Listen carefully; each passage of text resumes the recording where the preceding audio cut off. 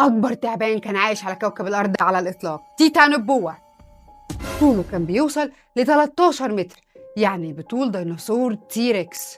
بيوصل وزن تيتانوبوا ل 1135 كيلو جرام، يعني تقريبا بوزن طور. خليني أقول لك إن مقارنة بالتعابين الموجودة دلوقتي، فإن أطول تعبان عندنا في وقتنا هذا هو الريتيكوليتد بايثون أو التعبان الشبكي.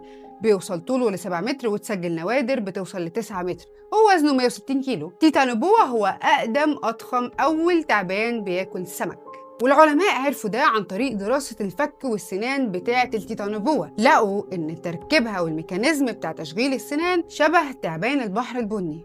تعرف أصلا إن إحنا اكتشفنا التعبان ده بالصدفة في بداية القرن ال21.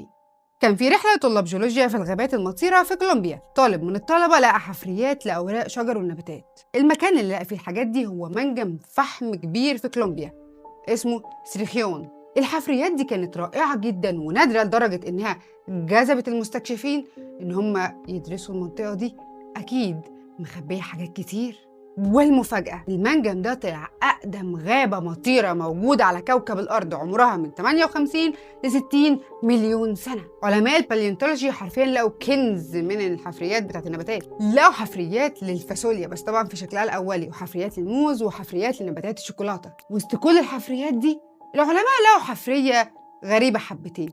الحفرية دي كانت الفقرة دي شبه فقرات تعبان الأناكوندا، بس دي ضخمة جدا، أكبر بكتير من الأناكوندا. قرر العلماء يكتشفوا إيه هو الكائن ده، وبعد فترة من التنقيب واكتشاف أكتر من 100 حفرية للفقرات وأجزاء من جماجم ل 28 تعبان من نفس النوع، اكتشف العلماء التيتانوبوا، أضخم وأكبر تعبان كان عايش على كوكب الأرض من 59 مليون سنة.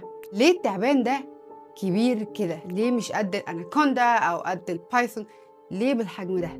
الفكرة إن مش تيتانوبوا هو الزاحف الوحيد الموجود في الغابة دي الضخم. عندك ولاد عم التماسيح ده برضو كان موجود في الغابة وكان بيوصل طوله ل6 متر. عندك برضو نوع من أنواع السحالف كان موجود، عرضه بيوصل ل1.5 متر وطوله بيوصل ل2 متر. إيه بقى السبب اللي بيخلي الزواحف بالحجم المرعب ده؟ خليني أقولك إن الزواحف كبيرة وضخمة بالمنظر ده عشان البيئة اللي هم عايشين فيها. بص يا سيدي، دلوقتي معظم الزواحف يقال عليها ذوات الدم البارد، يعني درجة حرارة البيئة اللي موجودة فيها بتأثر على العمليات الكيميائية والبيولوجية اللي موجودة جوه الزاحف، اللي بتخليه على قيد الحياة. واحدة من العمليات دي هي النمو. كل ما كان الجو حر، كل ما الزاحف ده بقى بينمو أسرع وبياخد أحجام ضخمة. بما إن درجة الحرارة في الوقت ده في الغابة كانت مرتفعة، وكمان متوفر أكل كتير، وكمان الزواحف دي ما بتاكلش